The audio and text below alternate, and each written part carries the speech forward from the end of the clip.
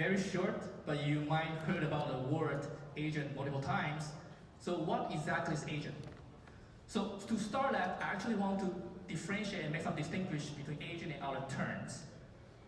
For years, people have been thinking about, hey, I should use hard-coded dialog flow, I should use slot fillings, I should use dialog state tracking to build a task-oriented dialog bot and to help you book restaurant or book hotel. At the same line of time, a lot of people try to make chatbot more engaging, more empathetic, so it can interact with human and let humans speak to it. For example, back to 2014, Microsoft Xiaobing is one of a successful example. While deep learning model getting more and more powerful, then people start to think we should build a co-pilot assistant, right? That's try to assist people to some knowledge-intensive task, so improve your efficiency. For example, Copilot for coding, Copilot for enterprise. And now a new concept come up, which is AI agents. Basically, you try to bring more freedom to people, to the AI itself. And if you want me to use 3 words to describe what's agent, I will use autonomous, dynamic, and proactive. Let's zoom in a little bit into this diagram. So first, the user can interact with UI or UX or directly influence the environment, right? And behind the UI UX, it will be powered by some language models. And this language model can be designed by prompting of developers, or some people will fine-tune that. This language model will also connect to external memory or some tools, APIs. These tools and APIs will further influence environment. Very important step. The environment should provide this loop back to influence user and the language model itself. This loop is very important. Okay, so today we will focus on this diagram and kind of zoom in a little bit to tell about assistants and agents. All right, let's focus on the first part, which is LLM itself. First of all, someone say that, hey, right now seems like it's a singularity of AI or generative AI. But if you ask people, why? Why now? Why 2022? Why not 5 years ago, 10 years ago? Yeah, of course, multiple factors. But in my opinion, the top 3 are, first of all, obviously, parallel computing. We have more powerful GPUs. Okay, my daughter has some opinion on my talk. In the diagram over here, the x-axis is the time spent across 20 years in a path. The y-axis is basically GPU cost per dollar, GPU compute per dollar. And the y-axis is log scale. So you can see here, the cost is reduced like exponentially. So yeah, this could be one of the reasons we can make more compute. But you see, there's no like one point that is making a bump or something. So why now? Second, in my opinion, the most important thing is people start to investigate into non-sequential models, such as in 2017, the transformer models, or maybe in my opinion, the initial model should be memory model in 2014. With this kind of mindset, people can remove this temporal sequential dependency. Just flat everything, do self-attention, and they can speed up training time by a great margin, right? But does it explain everything? Because after we have this model in 2017, we have good enough GPUs already at that time. We have a lot of data, but why is still not success? For example, back in 2019 and 20, OpenAI released their GPT-3 model, which have 175 billion parameters. Quite huge. But at that time, research community basically think this as a joke. Like, it's a large model, huge model, that doesn't work well. So to me, the third very key point is, people start to believe we should remove the boundary of task. For years, people are thinking about NLP, you should think about task. Semantic parsing, machine translation, summarization, QA, you work on a particular task. Starting from 2017, people start to think, yeah, now we can do more. Let's aggregate more tasks. So people, including us, start to put 10 more tasks, 20 tasks, 100 tasks. the maximum tasks that we can aggregate so far is around 1,000 to 2,000 tasks. But this doesn't really, we're seeing that, after increasing some tasks, the performance is slightly better, but it's not making the biggest change. So the biggest thing here is we shouldn't think about tasks. So the concept of prompting is actually give a freedom to the users. You just write everything, any requirement you want. Give some example as a few shot. And language model should be able to do that. Right? In this sense, the model is solving infinite tasks. Right? So with this concept, this is my opinion. Why? When people start thinking about this, and after 1 and 2 years, ChatGPT is out. All right. With this as a background, let's talk about a little bit about reasoning, which is a very hot topic these days. GPT 4.0.1 is emphasizing trend for reasoning. Right? You might heard about train of thoughts, or whatever of thoughts. Basically, the important piece is they want to do during inference time, instead of, hey, model, give me one answer. Please also give me your reasoning path that lead to this correct answer. Why this is difficult? Because we have very few data. Because human reasoning is implicit. For example, I made this slide yesterday, right? What you observe is only the final slide. You don't know what I'm thinking, the reasoning path, that's not recorded anywhere. Right? So there's no such data in the internet. Maybe we have some, but let's consider trillions of tokens, that's just minimum. So people have been thinking, we should simulate some reasoning path. But many of the existing methods and algorithms, they basically suffer from one issue. So you can achieve good performance in your in-domain reasoning, but it might drop the performance in out-of-domain. For example, you might train on mathematical reasoning, and it can perform good, but no. In common sense reasoning, it dropped. Right? So in this paper, we basically propose an idea we call regenesis, basically reborn, that the model to self-simulated reasoning path from abstract to concrete. And it worked pretty well. All right, let me try to go quickly step by step. So first, we just need a general reasoning guideline. A few, like 20, 30 of them. For example, think step by step, or make a list of ideas of solving problems. This very general term. After that, we do a 3-step task adaptation. You first put some topic information to make it more task-specific reasoning guidance. And you try to put more slot that given some Boolean structures, we call it reasoning structures. And in the end, you then put all the values to make it a reasoning candidate solutions.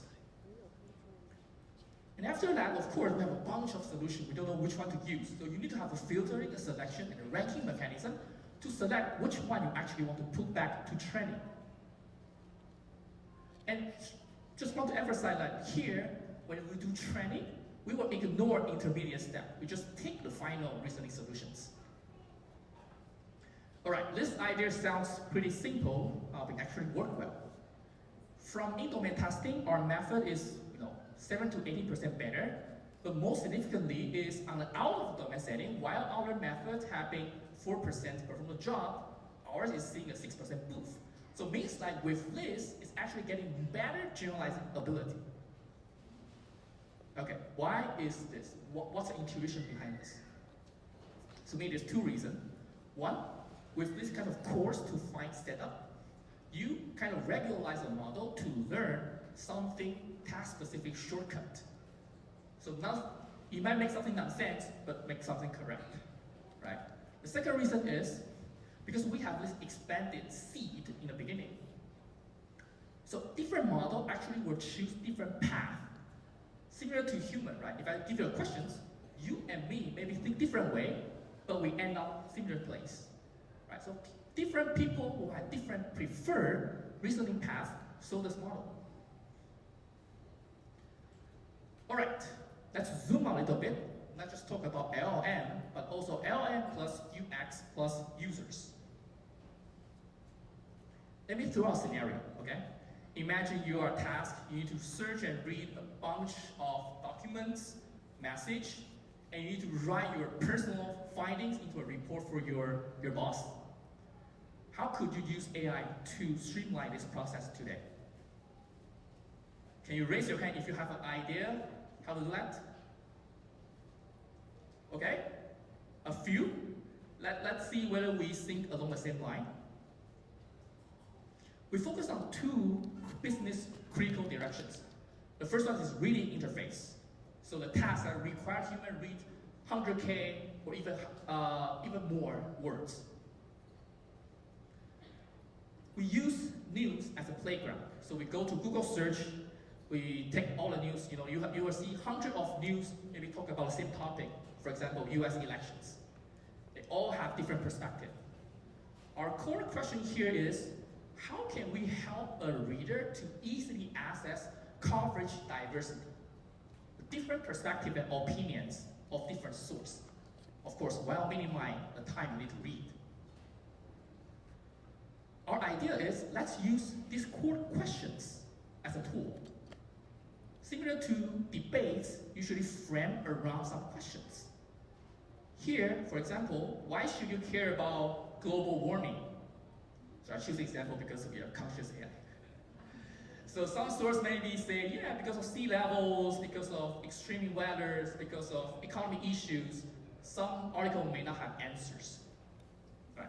So you can see that the question and its group of answer can frame and make a surface of coverage diversity. So we have a pipeline to generate this core question.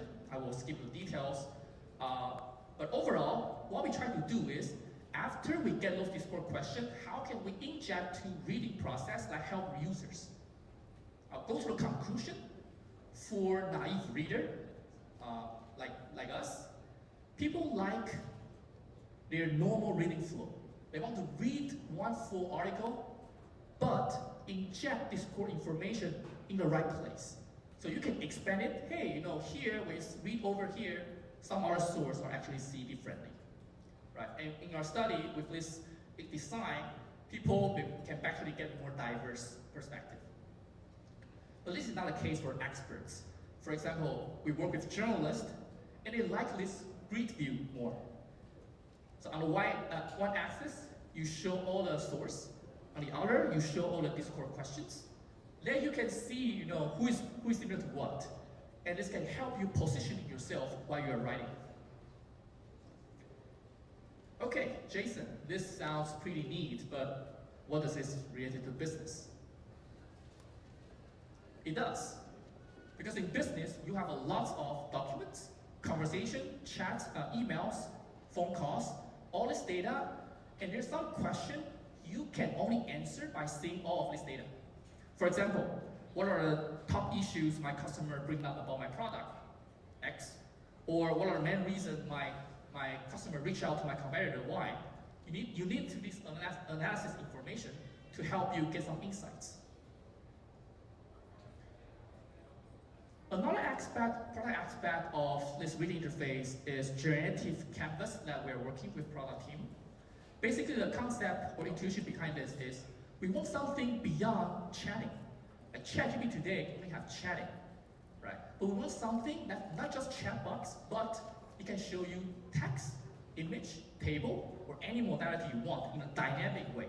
Depends on the context, right? So this is actually this generative UI UX space is actually a pretty hot topic these days.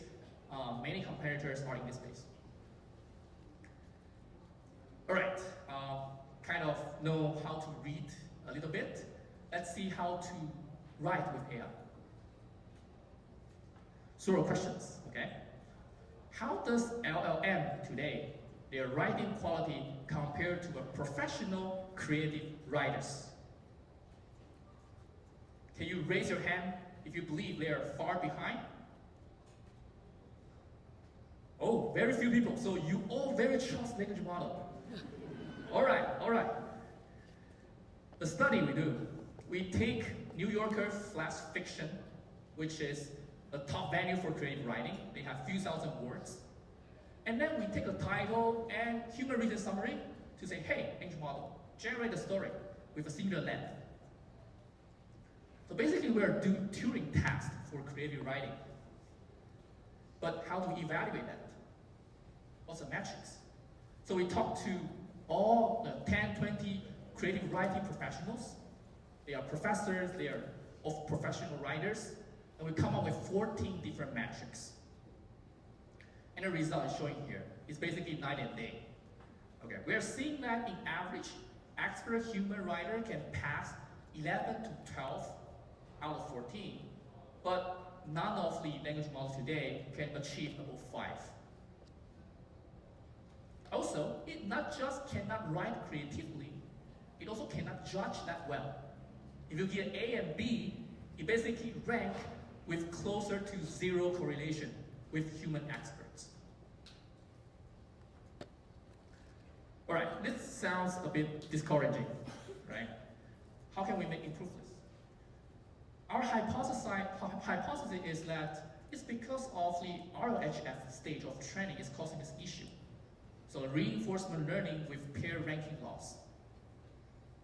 Because if you try to compare creative writing tasks, and if you're getting 2 examples that are too far away, you're basically comparing apple to orange.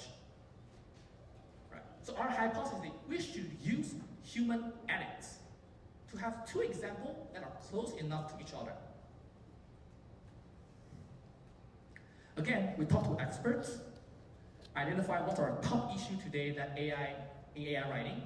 They could be cliche, they could be non-necessary expositions, purple phrases, poor sentence structure, etc. And then we talk to expert. Hey, here are AI generated tasks. First, give a score 1 to 10 about creativity, and then start edits. When you edit something, tell us the reason why you're doing so, and after you do everything, give a score again. And this time, we not just do fiction, we also do non-fiction. For example, food, travel, forum writings, etc. The result is pretty interesting.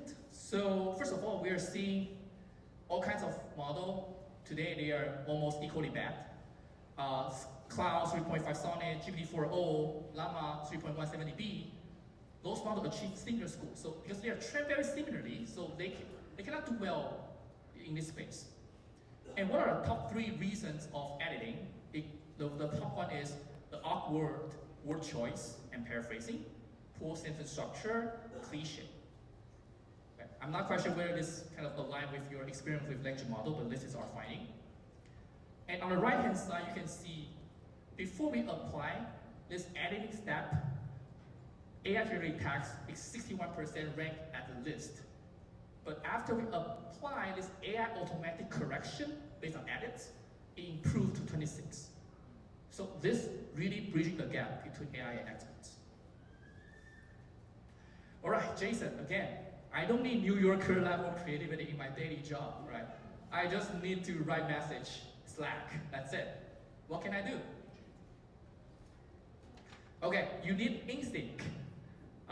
It's a framework that we built internally for Salesforce. I'll play the video. Can you help it zoom? So first of all, you can talk to any of your documents globally, fix typos, make some edit suggestions. You can accept or reject. You can say, hey, I want to mention 2 momentums in wrong. You just find the right place to add these information. Add emojis, of course. Fun stuff, right?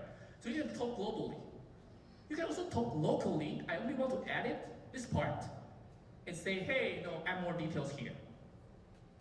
Or say, hey, I want to know more about, in this case, the travel agency, so Roman pizza. Right? So you can do this flexible, depends on what you want. But so far, it's reactive. You can also do it proactive by creating a marker. For example, here I'm creating a confident marker, write my own prompts, and this marker will automatically and proactively check everything you write, whether that sounds confident. This is like a customized Grammarly. You can also share your marker with others.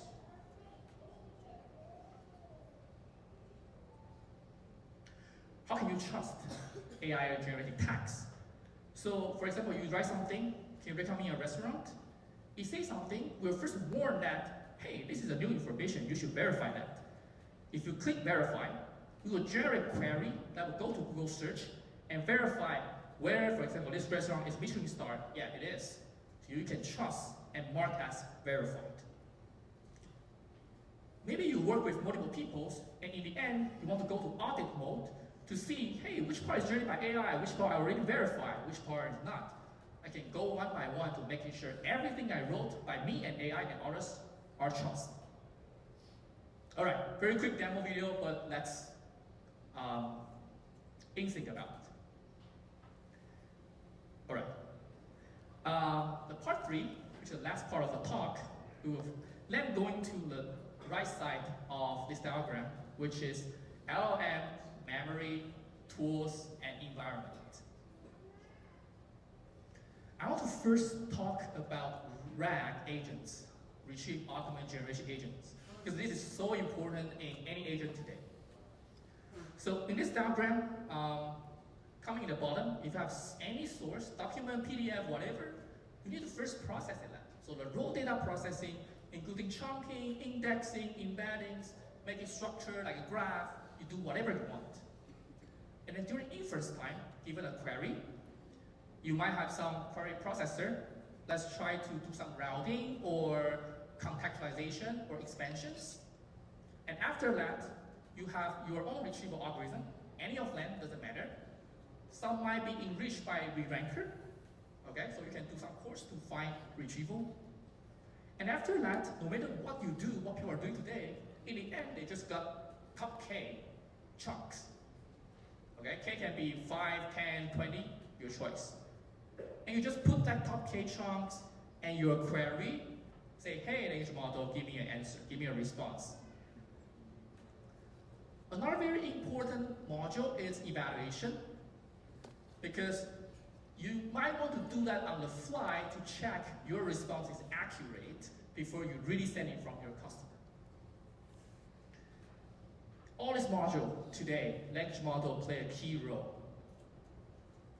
And in my opinion, what really differentiates your system versus others is raw data processing and evaluation. All right, about raw data processing, it is an open-ended research and design choice. So here I just want to share a few of our experience around this space.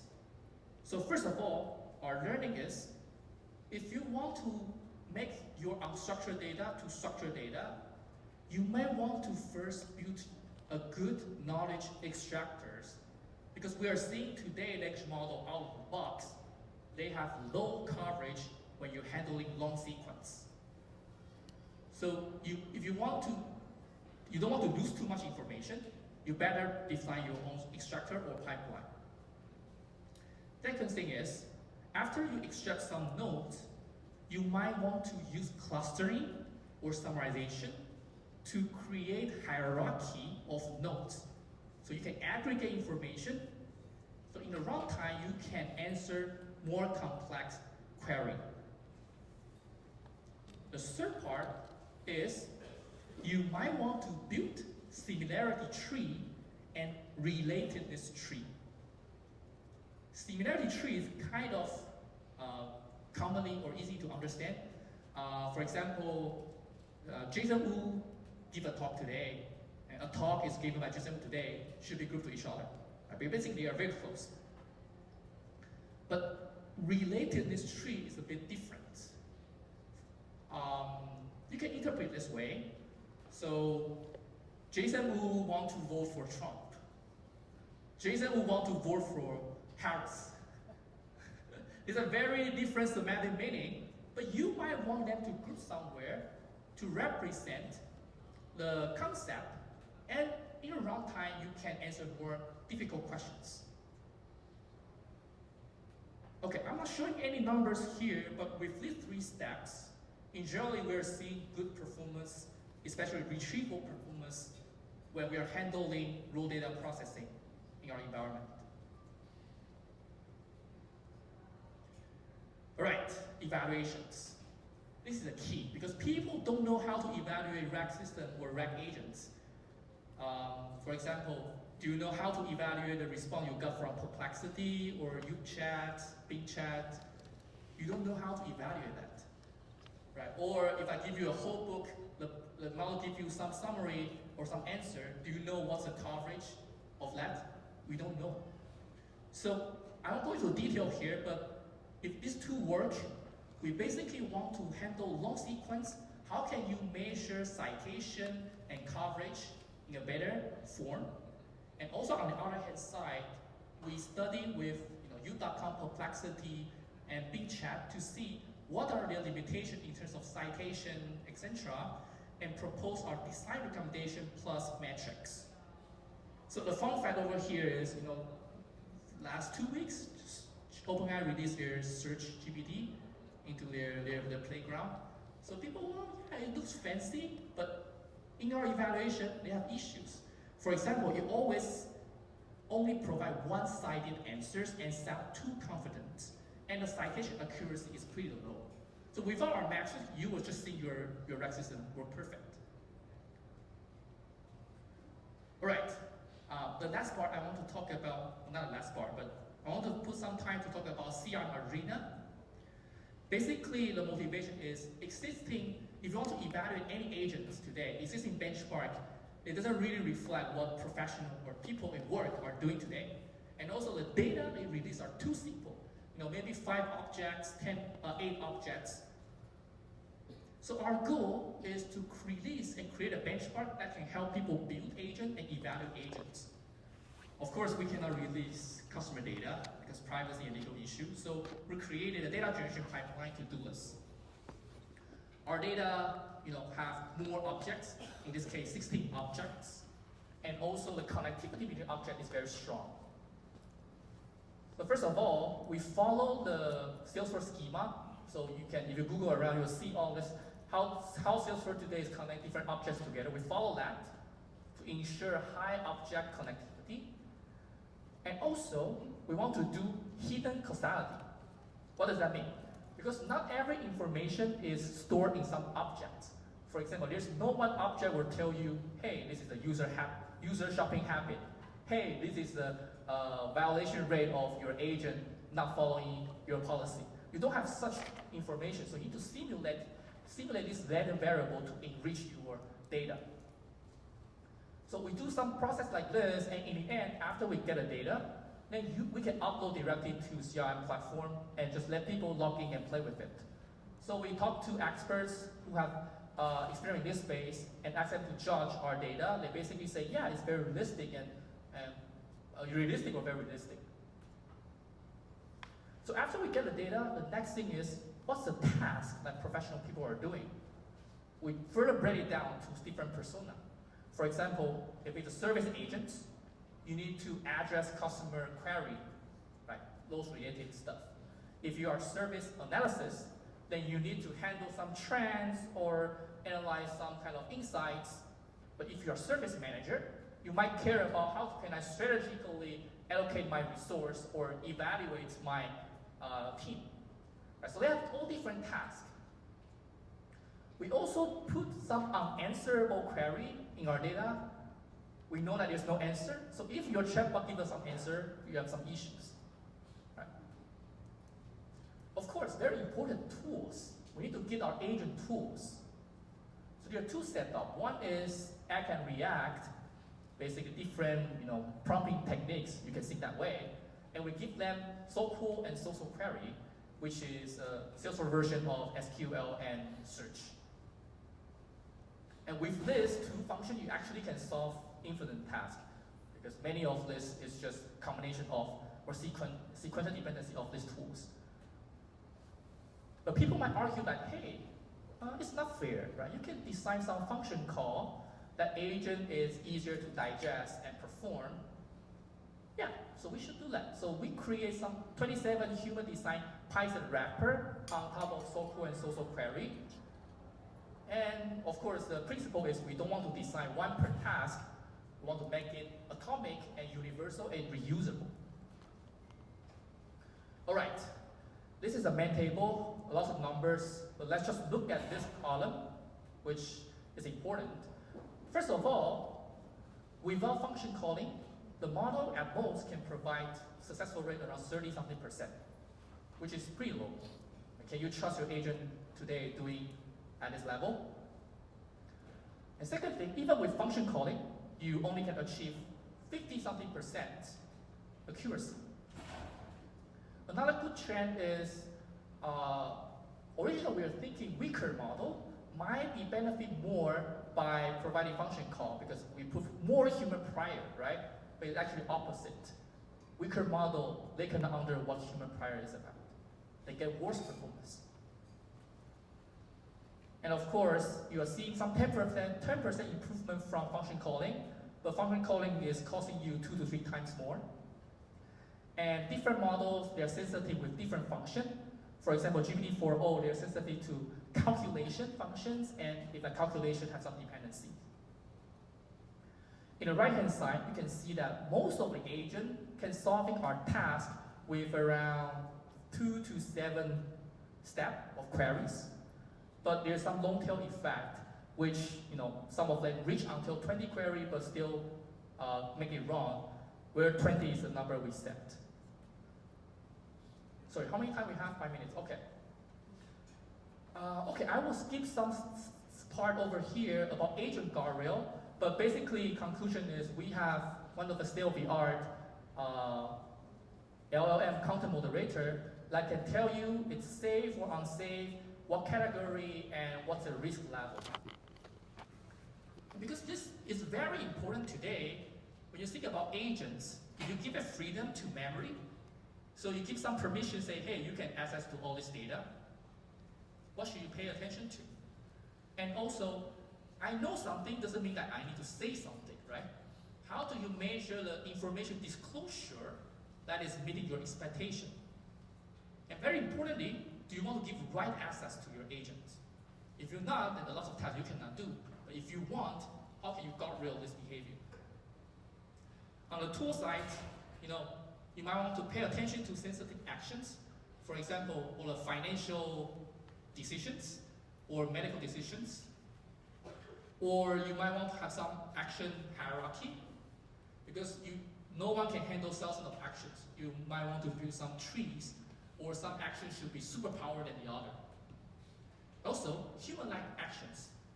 Do you want to give the control of your agent to the mouse and the keyboard of your computer that can basically do everything like you? Because today, agent is bound by API. If there's no API, then they cannot do anything. But if you give control to keyboard and mouse, they can do everything. And today, hacker can play around with all this different space. For example, you can do prompt injection to a prompt. You can inject malicious article into your memory. It can do backdoor attack to your model training of language model. They can also inject something into your environment to influence your decisions. So how can we guardrail this? Most importantly, we are not talking about one agent. We are moving to a world that we will have millions or more agents that are going to talk to each other, and human is inside this loop. So how can you making sure that they are doing the right thing, they are not sharing sensitive data, and they are not causing too much energy of the world that it shouldn't be? All right, I kind of end this kind of big and great, unsolved problem. But yeah, that's what I emphasize on, and let's keep in touch. Thank you for your attention today.